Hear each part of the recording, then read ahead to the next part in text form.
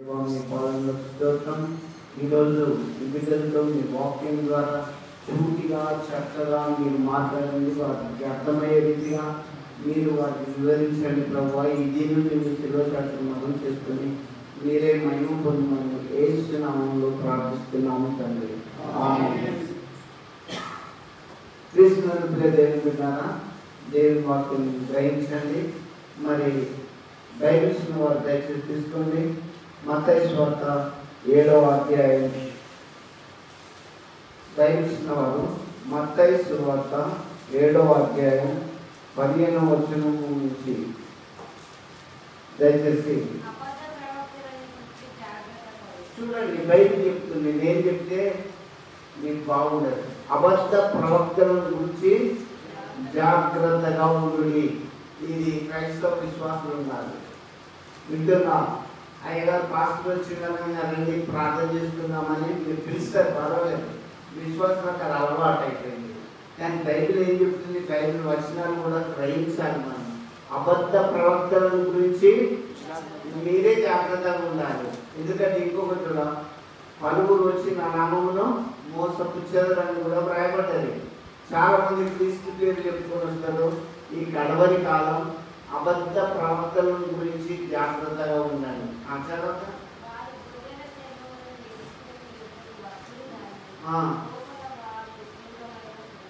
వాళ్ళు పైకి స్వీట్ మాటలు, ప్రైజ్ వందనాలు చక్కగా మాట్లాడతారు.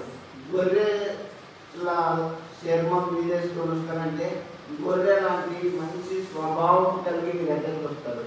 పైకి స్వీట్గా చక్కగా మాట్లాడుతుంటారు. అప్పుడు మీరు ఏమవుతారంటే విశ్వాసులు చాలా హాయిగా చాలా మంచి వారు అని మీరు వాళ్ళను పిలుచుకొని మరి ఆతిథ్యం చేస్తారు, చక్కగా చేస్తారు. ఓకే, నేను విమర్శించడం కాదు, యేసు ప్రభు చెప్పిన మాట అది. అబద్ధ ప్రవక్తల గురించి మీరే జాగ్రత్తగా ఉండాలి. చాలా మంది పాస్టర్లం, బోధకులం, సేవకులం అని వస్తుంటారు. వచ్చినప్పుడు మీరు జాగ్రత్తగా ఉండకపోతే మీకే నష్టం అని యేసు ప్రభు చెప్పిండు. వారి ఫలముల వలన వారు తర్వాత తెలుసుకుంటారు. మీరు ఒకసారి చూడండి, మీకు అర్థమయ్యేది చెప్తా. చింత చెట్టు పులుపుంటారా తీయకుంటారా? యాపకాయ తీయకుంటుంది, అవునా? చేదు ఉంటుంది. అంటే ఆ చెట్టు కాదు మీరు గుణవేరుతారు. మరి ప్రవక్తలను, పాస్టర్లను, సేవకులను గురించి కూడా మీరు గుణవేరు ప్రవక్తలు జాగ్రత్తగా ఉండాలని నేను కాదు. ఎవరు చెప్పిండు? యేసు ప్రభువే స్వయంగా చెప్పిండు. వారి ఫలముల వలన మీరు వారిని మంచిగా చదవండి. వారి ఫలముల వలన మీరు వారిని తెలుసుకుంటారు. పాస్టర్ అనేవాడు తప్పు చేస్తే సంఘం ఆగమైపోతుంది. బాగా పెట్టుకోండి. అందుకే క్రైస్తవ జీవితంలో నుప్పురవలా ఉండాలి. క్రీస్తు బిడ్డలంటే క్రీస్తు వలె ఉండాలి. నా నిమిత్తం జైలు నిలిచి హింసించి మీ మీద అబద్ధంగా చెడ్డ మాటల పలుకున్నప్పుడు మీరు ధన్యులు అని చెప్పండి. ఇప్పుడు అబద్ధ ప్రవక్తల గురించి మీరు జాగ్రత్తగా ఉండాలి. చాలా మంది మాస్టర్లు బైబిల్ పట్టుకొని రాగానే అయ్యగారు చాలా మంచి వారంటే ఐసైపోతుంది.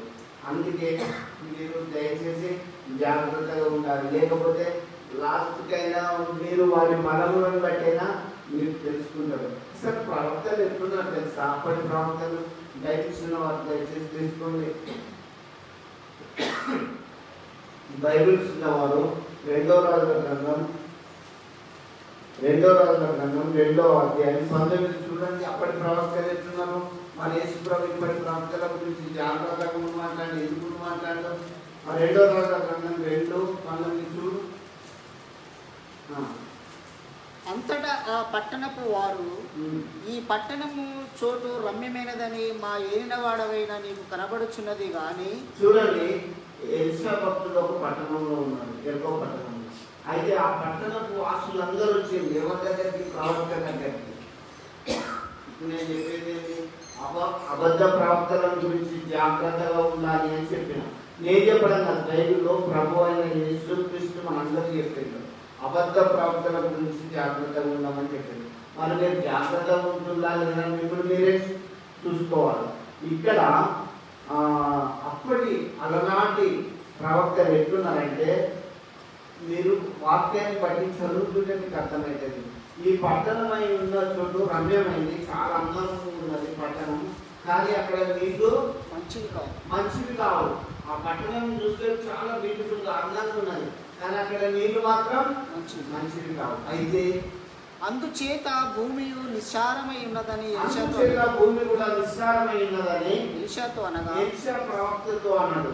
ఈయన ఎలీషా ఒక ప్రవక్త, దేవుడి సేవకుడు, ఒక ప్రవక్త అని పిలువబడిన వ్యక్తి, దేవుడు ఏర్పరచుకున్న వ్యక్తి. ఇప్పుడు యేసుప్రభు చెప్పిన మాట ఏంటిది? అబద్ధ ప్రవక్తల గురించి మీరు జాగ్రత్తగా ఉండమన్నాడు. ఈ ఎలీషా ప్రవక్తను మీరు ముందు పెడుతున్నా. అక్కడ పట్టణము బాగా అందంగా ఉన్నది, కానీ అక్కడ నీళ్లు మాత్రం టేస్ట్గా లేవు. మనం ఉప్పుకి తాగుతామా? తాగలేం కదా. పట్టణం బాగుంది, కానీ అక్కడ ఉప్పు నీళ్లు ఉన్నాయి.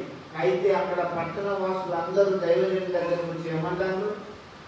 అందుచేత భూమి నిస్సారమై ఉన్నదని ఎలీషాతో అనగా అతడు కొత్త పాత్రలో ఉప్పు వేసి నా ఎద్దకు తీసుకొని రండని వారితో చెప్పాను. చూడండి, అందరూ పట్టణ వాసుల నుంచి అయ్యా దైవజనుడా ప్రవక్తవు కదా, ఇక్కడ ఈ నీళ్లు చక్కగా లేవు అనగానే ఎలీషా భక్తులు ఏం చేశాడు?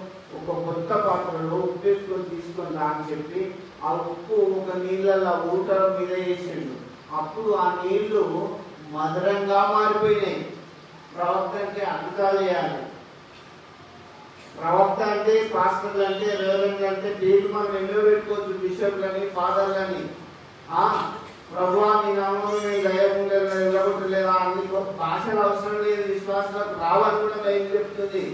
మనం భాషలలో మాట్లాడుకుంటే ఏదో మిమ్మల్ని దాని మీద చేసినట్టు చేయాల్సిన పని లేదు.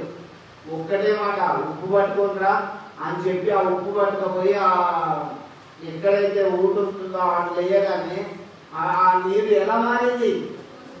మధురంగా మారింది. మన జీవితంలో రోగం వచ్చినా, బాధ వచ్చినా, సమస్యలున్నా అలనాడు దైవజనుల దగ్గర పోయి ప్రార్థన చేసుకుంటాం.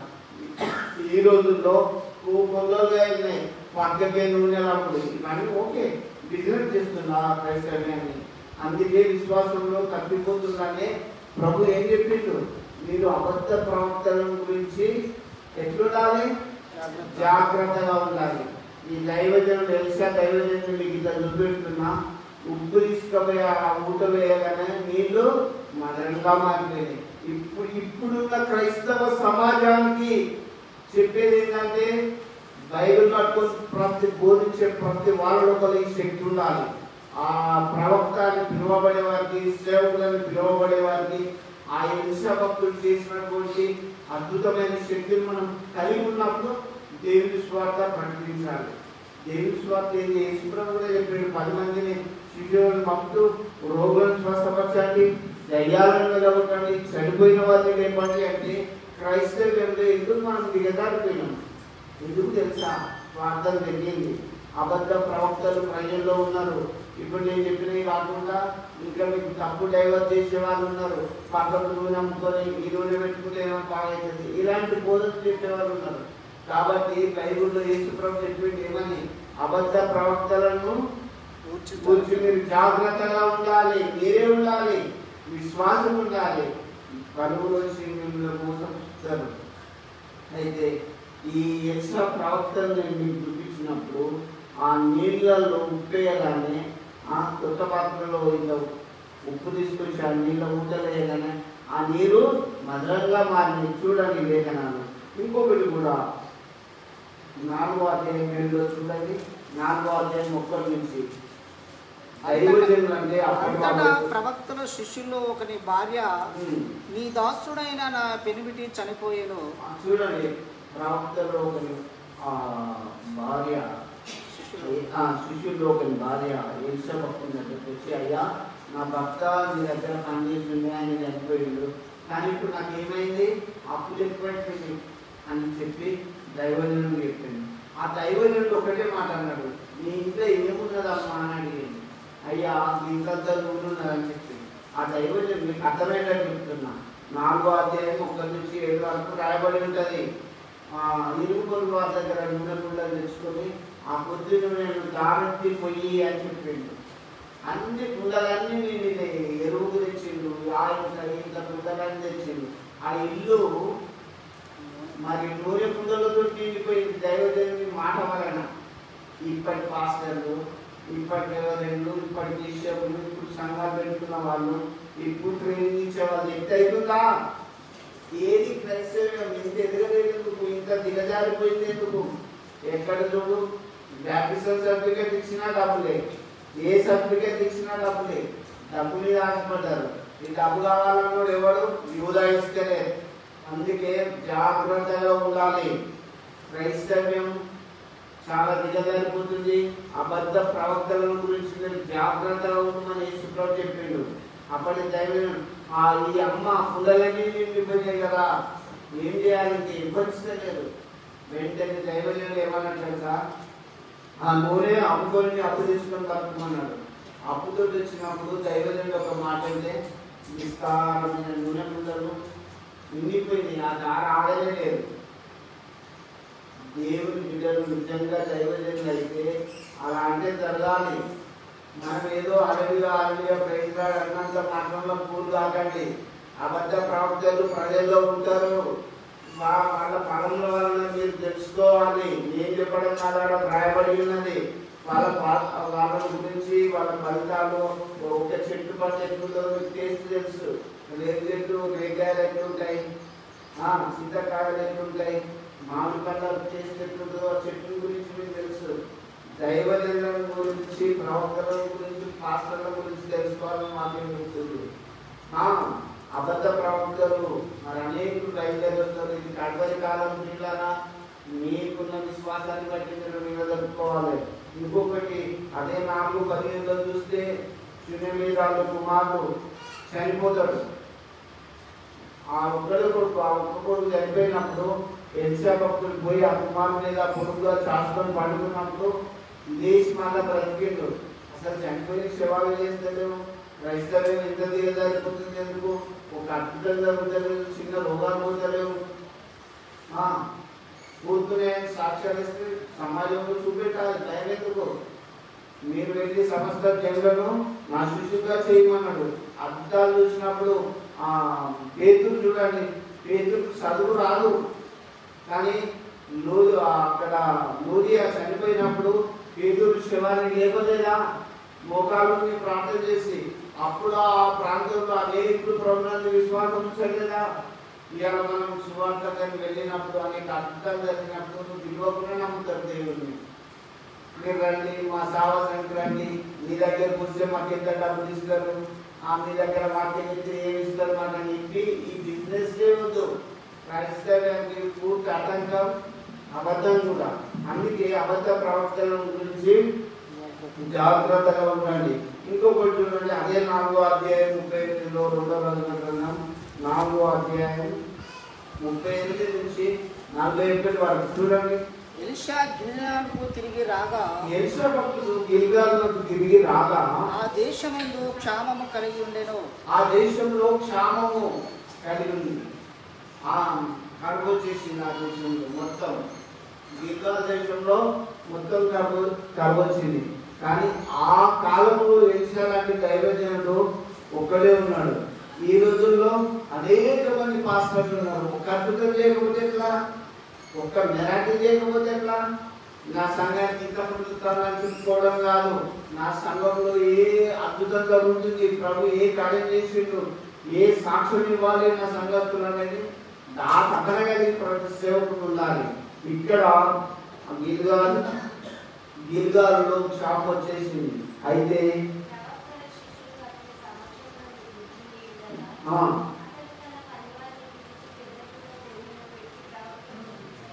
చూడండి, ఎలిషా భక్తుల దగ్గర కొంతమంది శిష్యులు ఉన్నారు. అయితే కరువు కాలంలో కరువు వచ్చినప్పుడు కూరగాయలు ఎక్కడ దొరికినప్పుడు నేను ఉండేది విలేజ్లో కాబట్టి తెలుసు. ఆ పొలాలలో పోయి ఆకుకూరలు ఏరుకోసుకునేవాళ్ళు. అవునా? ఆకుకూరలు ఏరుకొని వచ్చి ఆ కూర చేసుకునేవాళ్ళు. ఇప్పటికి దాదాపు అప్పుడు జరుగుతుంటుంది.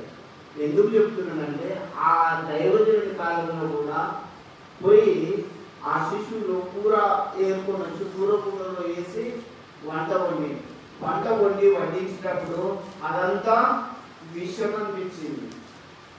వీళ్ళు తినే సమయంలో పాయిజన్ ఉన్నది, విషం ఉన్నది, కుండలో విషం ఉన్నది, దైవజనుడు అని చెప్పి ఆ ప్రవక్త అయిన ఎలీషా భక్తుని దగ్గరకు వచ్చారు. చూడండి, కూర ఉన్న మొత్తం విషమే అయిపోయింది.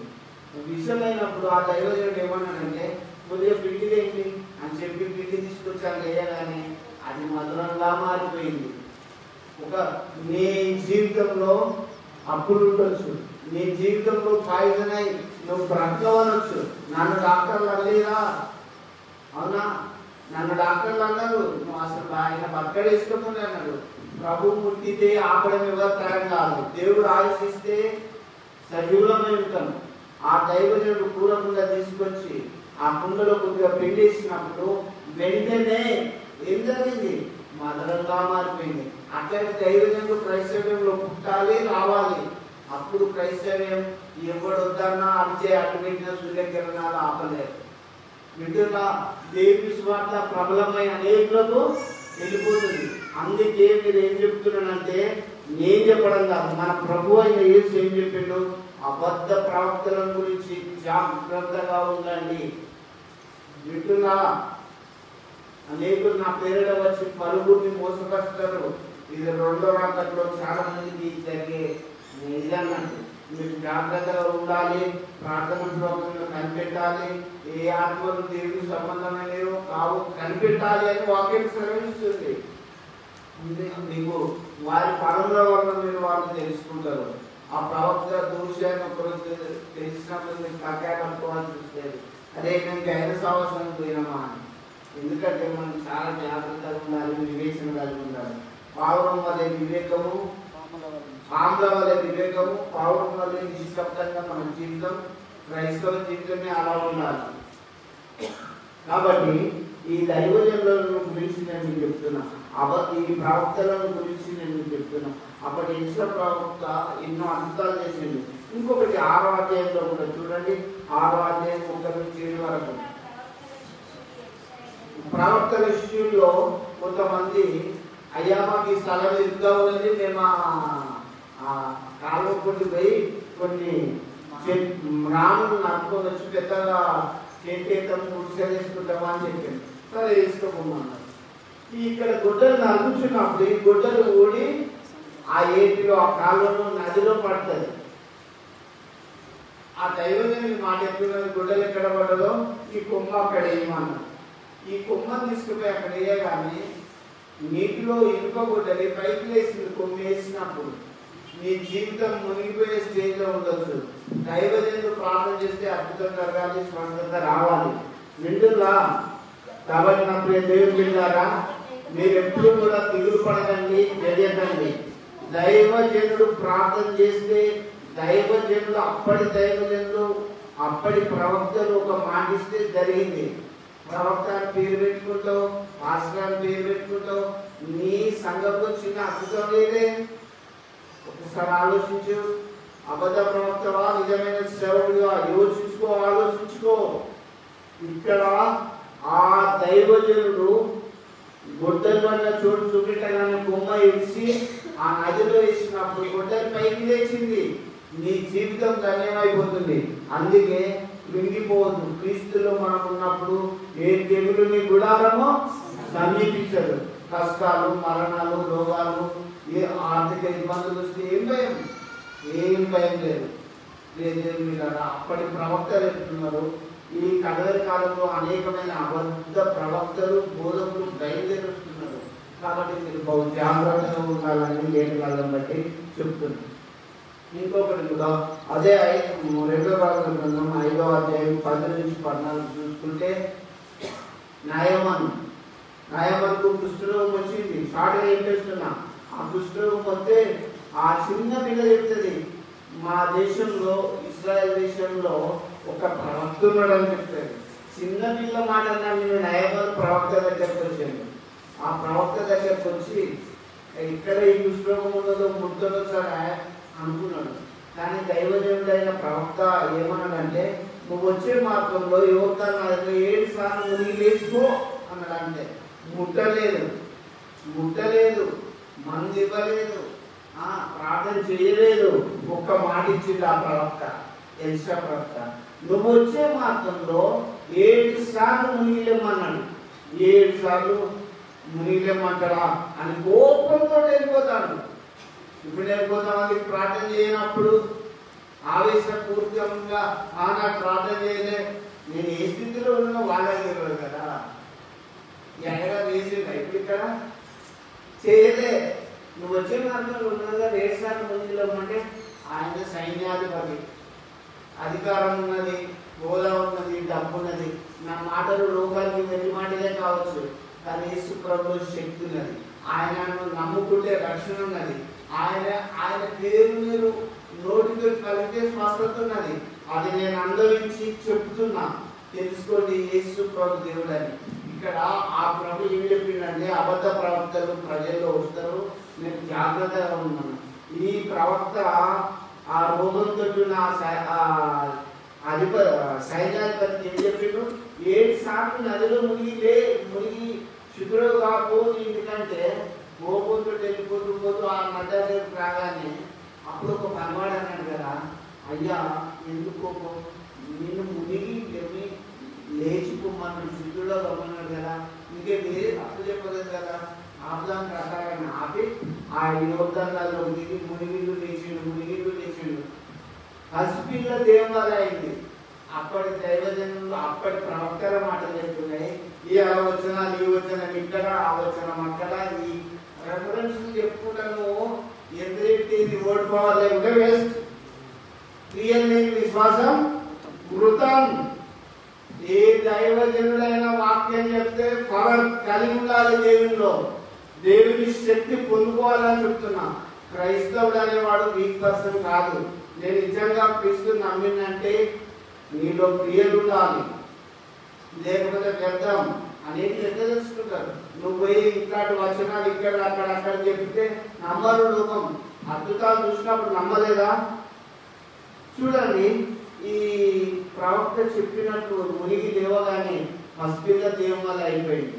పసిపిల్ల దేవుని వల్ల అయిపోయి కొత్త బట్టలు వెండి కొంత తీసుకొచ్చి కార్యం వేస్తామన్నాడు.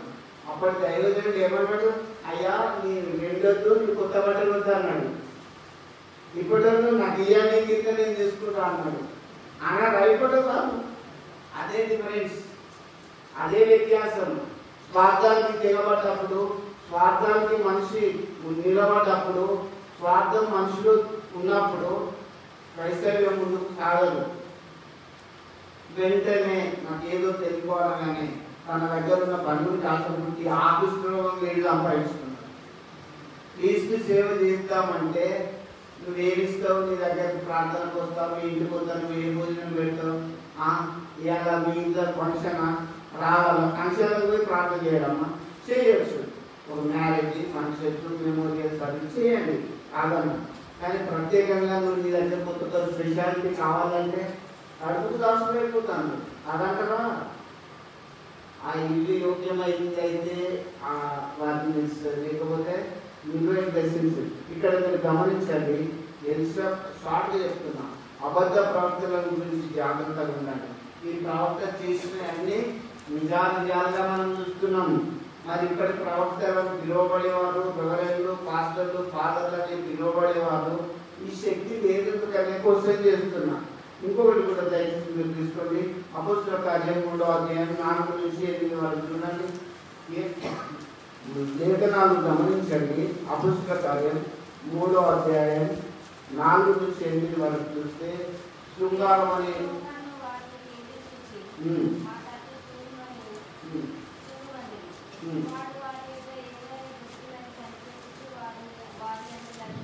చూడండి, శృంగారం అనే దేవాలయం దగ్గర ఒక కుంటివాడు కాళ్ళు 2.40 అట్లాంటి అక్కడ వచ్చిపోయేటోళ్ళను ఆ ఎంట్రన్స్ ఆ ప్రవేశ ద్వారం దగ్గర కూర్చుండి భిక్షమంటునేవాడు. అప్పుడు పేతురు యోహానులు ఏమన్నా తెలుసా, మాట్లాడి చూడు అన్నాడు. అబ్బా అయ్యగారులే నన్ను చూడమన్నారని భారతస్తు వాడు మీరు చూస్తాడు ఏమి కావాలి, వెండి బంగారాలు మా ఇద్దరు అంటే అంతేగాని వేస్తున్నాము లేచి నడుమని గుంటివాడు దిగ్గున లేచినట్టు చేయడు. అయ్యా ప్రవక్తవా, బోధకుడువా, పాస్టర్వా, నువ్వు బోధించేదే ఇస్లాంలోనే గుంటూరు నడిచిండు. మనమంతా నడవకపోతే క్రైస్తవ్యం దిగజారిపోతలేదా? యోచించుకో, ఆలోచించుకో. క్రైస్తవ్యం దిగజారిపోతుంది అంటే మన లోపల పవర్ లేదన్నాడు. ఓ మామూలుగా వదిలించినాడు. మనము చిన్నప్పుడు ఎక్కడ చదువుతాం చూడు, కట్ట చదివినట్టే దయాడు వేసినట్టుంటది. అట్లా కాదు, దేవుని శక్తితో నింపబడాలి. ఇరిమియా అంటాడు దేవుడు, ఇరిమియా నీ నోటిలో నా మాటలు ఉంచినాను, పడగొట్టుటకు, పెద్దగించుటకు, నాటుటకు, కట్టుటకు ఈ జనముల మీద నేను అధికారిగా నియమించాను. ఆ పవర్ పొందినప్పుడు రాజులను, రాజ్యాలను సైతం కలిగించవచ్చు. ఆ దేవుని శక్తి పొందుకోవాలి. అందుకే అబద్ధ ప్రవక్తలు ప్రజల్లో ఉంటారు కాబట్టి క్రియలు ఎక్కువ జరుగుతలేవని అంట. ఏమంటారు మీరు? మీరు ఎక్కడున్నా కూడా అద్భుతాలు జరగాలి, స్వస్థతలు జరగాలి, దేవుని కార్యాలు అప్పుడు జరిగినాయి. ఈ పేతురు, యోహాను, పేతురు అమ్మాయిలు, పేతురుకైతే చదువు రాదు. ఎంతమంది ఇచ్చారు తెలుసా? ఒక్కటే రోజు 3000 మందికి బ్యాప్టిస్టాలు ఇచ్చిండు. మనం ఒక 10 మందిని ఇచ్చి ఫోటోలలో ఫోటోలు పెట్టుకుంటాం. అవునా? నేను చెప్పేది కరెక్టా కాదా? ఒక్కటే రోజు 3000 మంది అంటే ఎంతమంది వచ్చింది? ఎంత అద్భుతం! పేతురు ఎన్నో అద్భుతాలు చేసింది. ఆయన పేరు మరి జీవ గ్రంథంలో, బైబిల్ గ్రంథంలో రాయబడింది. క్రైస్తవులో మనం చెప్పుకుంటున్నాం, మనం ఒక్క అద్భుతం ప్రభు నామంలో చేయలేము. అయితే ఇక్కడ ఒకటి వచనం చెప్తాం, ప్రభు మేము అనేకమైన అద్భుతాలు చేయలేదా, దయాలు నిలబడలేదా, నీ నామం ప్రవేశించలేదా అని మేము అనేకులు అంటారు. కానీ అక్కడ యేసుప్రభు ఏమన్నా తెలుసా? అక్రమం చేయవాళ్ళగా నా యుద్ధ నుంచి కొన్ని దయాలను నిలబడతాను, గౌరవం కావజేస్తాను. డబ్బులు ఎందుకు తీసుకుంటారు? ఇప్పుడు సంఘం ఉన్నది, సంఘంలో ఒకరు ఇప్పుడు 2500 ఇచ్చేందు కాకుండా ఇక బయట పెట్టి చదవడం దేవుడు కాదు. ఈ చేతితో ఇచ్చింది ఈ చేతికి తెలియదని వాక్యం చెప్తుంది. అవునా? మనం ఏదైతే చేస్తామో రహస్యం అని చూసే తెలియదుగా మనం జాగ్రత్తగా చేయాలి.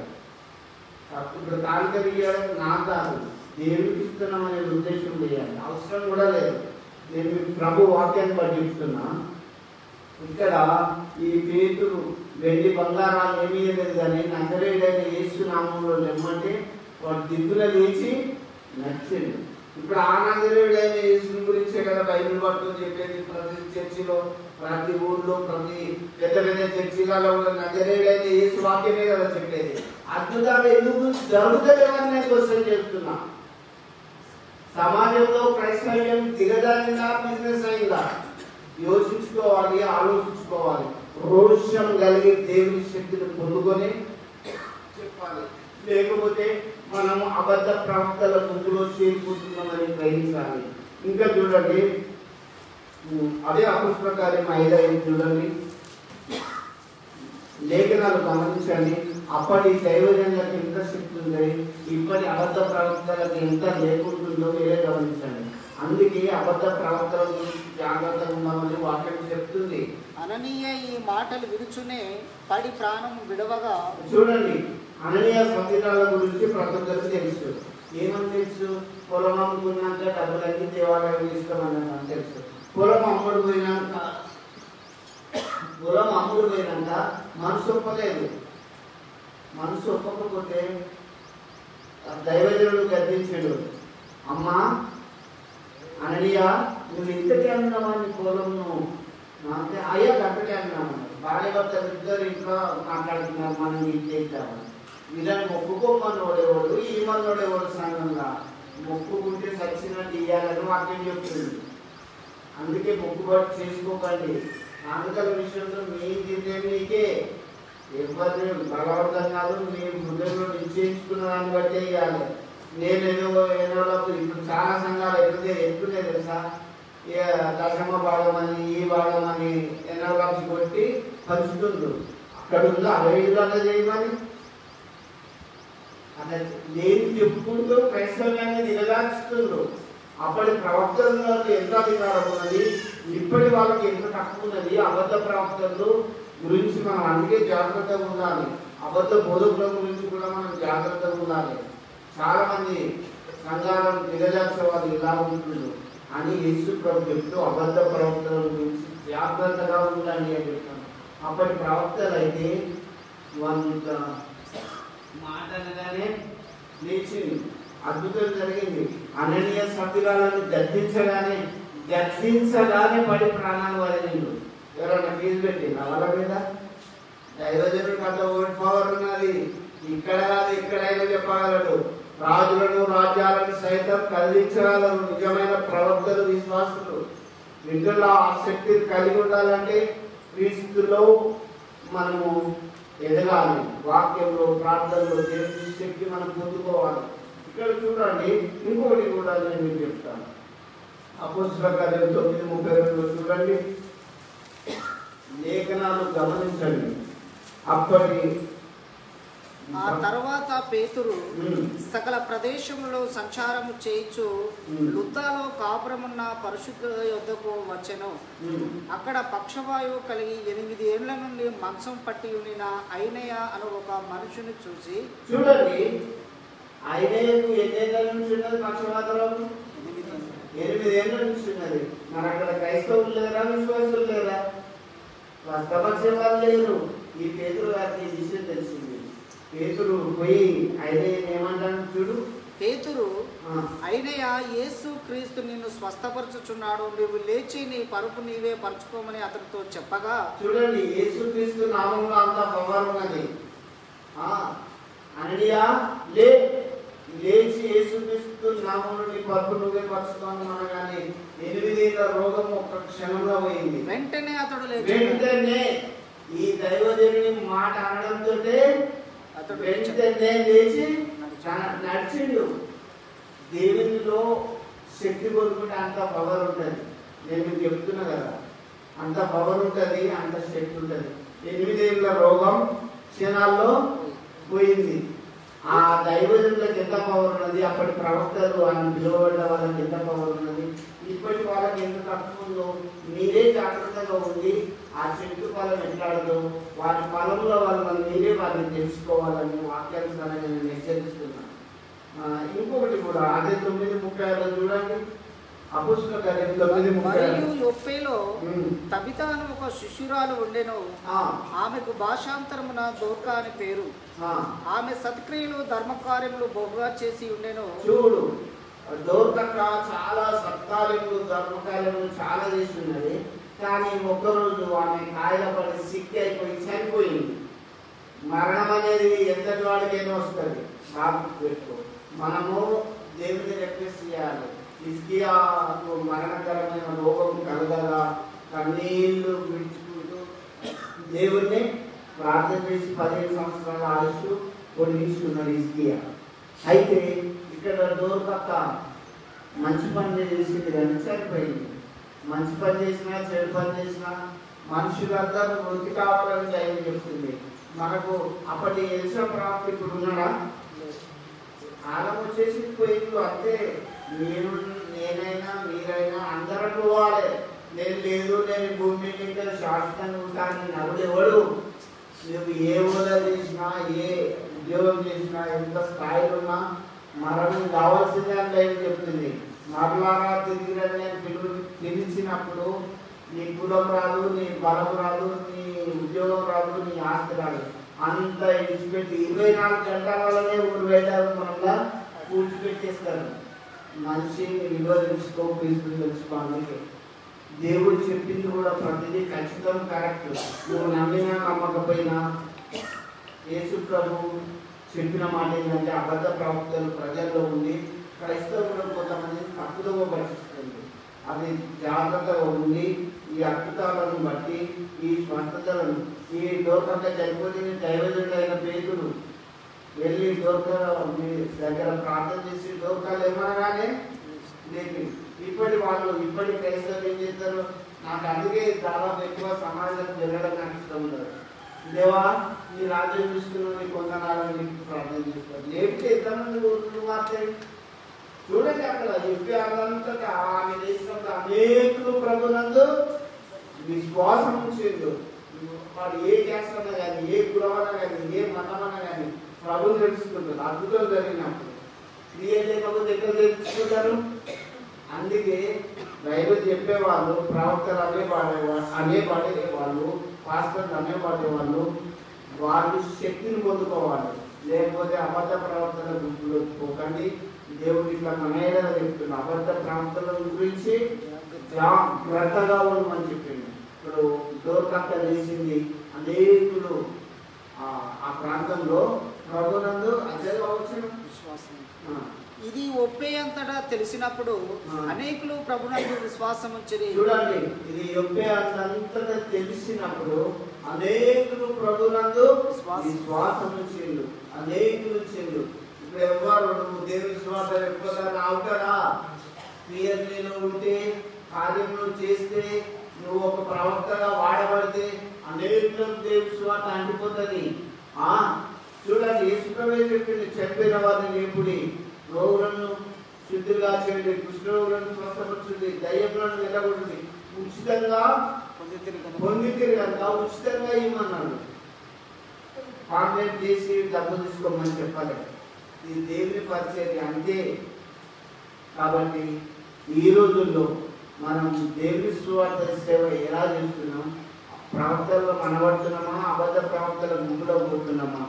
అబద్ధ ప్రవక్తల గురించి జాగ్రత్తగా ఉండమని దేవుడే మనకు హెచ్చరిస్తుంది కదా, జాగ్రత్తగా ఉండండి. అదురాలు రీతులు అన్ని అద్భుతాలు చేస్తే మనం ఎంతో విద్య చదివి, ఎన్నో గ్రంథాలు చదివి, ఎంతో చేసి మనకు ఆ ఏది ఎక్కువగా లేకపోతే ఎందుకు చేసి నేను ఎంత గొప్పని చెప్పుకున్నా వేస్ట్ కదా. కాబట్టి మీరు ఆలోచించుకోండి. నేను రోజు పొద్దుగా చేసి ప్రార్థన చేస్తానంటే చేయి, ఓకే, దేవుని శక్తి పొందుకు ఇంకా మంచిది కదా. క్రైస్తవుల్లో అనేకులను దేవుడు నడిపించవచ్చు కదా. చూడండి, ఇంకొకటి అపోస్తలుల కార్యాలు 9:17 చూసుకోండి. లేఖనాలు గమనించండి, నేను షార్ట్గా చెప్పి ముగిస్తాను. అననీయ వెళ్ళి ఆ ఇంట ప్రవేశించి అతని మీద చేతులుంచి, సౌలా సహోదరుడా, నీవు వచ్చిన మార్గములో నీకు కనబడిన ప్రభువైన యేసు. అననీయ ప్రవక్త పౌలు మీద, సౌలు అనబడిన పౌలు మీద చేతులుంచి ప్రార్థన చేస్తున్నప్పుడు కన్నులో వంటి పొరలు వెంటనే రాలిపోయింది. వెంటనే, అవునా, వెంటనే రాలిపోయినాయి. వీళ్ళకి 4 సార్లు వేసినా స్వస్థత రాదు. ఎందుకు? ఎక్కడుంది? జాగ్రత్త స్థితిలో ఉంది. విశ్వాసంలో, ప్రార్థనలో, వాక్యంలో, అన్నింటిలో మనం వెంటబడిపోతున్నాం. ఇట్లా వెళ్ళి సౌలా సహోదరుడా, నువ్వు వచ్చిన మార్గంలో కనబడి వేసేదని ఎద్దరు పంపిండు అని చెప్పి ప్రార్థన చేసిన వెంటనే అతని కథలో బట్టి పొరలు రాని తేటగా చూసి లేచి నాకు బ్యాప్టిజం ఉంది, ప్రభు సేవలో వాడబడ్డాడు. నేను మీకు షార్ట్గా చెప్తున్నా, దేవుడు విన్నారా? అప్పటి ప్రవక్తలు ఎట్లున్నది? యేసుప్రభు అందుకే చెప్పిండు, అబద్ధ ప్రవక్తల గురించి మీరు చాలా జాగ్రత్తగా ఉన్నారు. అనేకులు నా పేరుట వచ్చి పలువురిని మోసం చేస్తారు. కాబట్టి మీరు జాగ్రత్తగా ఉండకపోతే మీరే అనుభవించాలి. అది మీరే జాగ్రత్తగా ఉండి, అద్భుతాలు ఉన్నాయా, క్రియలు ఉన్నాయా లేవా, వారి ఫలాల వల్ల మీరు తెలుసుకోవాలి. లేకపోతే మీరు ఆగమైపోతారు, మీ వల్ల వాళ్ళు లాభం సంపాదించుకుంటారు, నిద్రచున్నాను చెప్పుకుంటారు. చూడండి, ఈ లోక సంబంధమైన సంగతి, చెరువు నిండా నీళ్ళుంటే కప్పలు వస్తాయి, నీళ్ళు లేకపోతే వస్తాయా? మీ దగ్గర ఆర్థిక సంపద కొల్లబడతారు, పక్కకు పోతారు. వాళ్ళే అబద్ధ ప్రవర్తనని మనం తెలుసుకుంటున్నాం. అబద్ధ ప్రవక్తల గురించి మీరు జాగ్రత్తగా ఉండమని నేరుగా చెప్పింది బైబిల్లో. ఎవరు చెప్పిండ్రు? దేవుడే, యేసుప్రభువు చెప్పిండు. మీరే జాగ్రత్తగా ఉండాలి. మీ ఫ్యామిలీల విషయంలో, మీ క్రైస్తవ విశ్వాసం విషయంలో జాగ్రత్తగా ఉండాలి. ఇంకొకటి చెప్పి కూడా నేను చూపిస్తాను. అపోస్తలుల కార్యం 28:7 చూడండి. అపోస్తలుల కార్యం 28:7. పోప్లి అనే ఒకడు ఆ ద్వీపములో ముఖ్యుడు. పోప్లి అనేవాడు ఒకడు ముఖ్యుడు ఉన్నాడు ఆ పట్టణంలో. అతనికి ఆ ప్రాంతంలో భూములుండెను. అతడు మమ్మను చేర్చుకుని 3 దినములు స్నేహభావంతో ఆతిథ్యమిచ్చెను. అప్పుడు పోప్లి యొక్క తండ్రి జ్వరము చేతను రక్తభేది చేతను బాధపడుచు పండు. చూడండి, పౌలు పోప్లి ఇంటికి వెళ్ళిండు. ఆ ఇంట్లోకి పోయినప్పుడు 3 రోజులు ఆతిథ్యం ఇచ్చి భోజనం పెట్టి ఆ ఇంటి వాళ్ళు మంచి విశ్వాసులు, దేవుడు అంటే దేవుని బిడ్డలంటే చేర్చుకున్నారు. కానీ ఆ దైవజనుడు పేతురు చేర్చుకున్న విషయంలో మీరు ఇక్కడ గమనించండి. ఆ పోప్లి ఇంట్లోకి పోయి 3 రోజులు అక్కడ ఉన్నప్పుడు ఆ ఇంట్లో పోట్లి తండ్రి రక్తభేది చేత విరేచనాలై బాధపడతాడు, జ్వరం చేత. అయితే పౌలు అతని యొద్దకు వెళ్ళి ప్రార్థన చేసి అతని మీద చేతులుంచి స్వస్థపరిచెను. వెంటనే బాగుపడ్డాడు. రక్తభేది అయితే జ్వరం అయితే తొలగిపో అంటే పోవాలి. వింటున్నా వేరాలు కానీ ఏది కానీ. అందుకే మనం పాటపడుతుంది చూడు, మందు వాడకుండా జబ్బు మాన్పివేయగలుగుతుంది అని పాడుతుంటాం. ప్రియ దేవుని బిడ్డలారా, నేను మీకు చెప్తున్నా, కేరు పుడితే చల్లగా ఉంటారా మనసుకి? ఏంది మాట అంటారు. నిన్న మనలో ఎవరో తేరు పుట్టి ఇట్లా వచ్చింది, ఇట్లా చూద్దాంటే నువ్వు ఊగుతాను, మన ఎవరు పట్టుకోవాలని అనుకున్నా. ప్రార్థన చేసిన పోయింది, మంచిగానే ఉంది. ఎందుకు చెప్తున్నానంటే, మీరు క్రైస్తవ బిడ్డలు, మన సంగతులు, గ్రామస్తులు, మీరు ఎక్కడున్నా ఏ సమయంలో మీరైనా ప్రార్థన చేసుకొని మంచి విశ్వాసం ఉండండి. క్రీస్తు వైపు చూస్తూ జీవితాలు సాగిపోండి. అబద్ధ ప్రవక్తల గురించి జాగ్రత్తగా ఉండండి. దేవుడి వాక్య భాగం మీ వినికిలో మీ విషయం కాక ఆమేన్.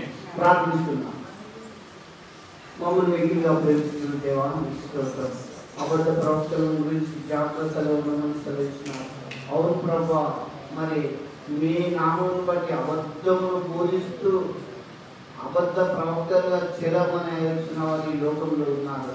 వారి గురించి మేము జాగ్రత్తగా ఉండి వారి ఫలములు ఎలాంటివో తెలుసుకుంటూ చూపండి.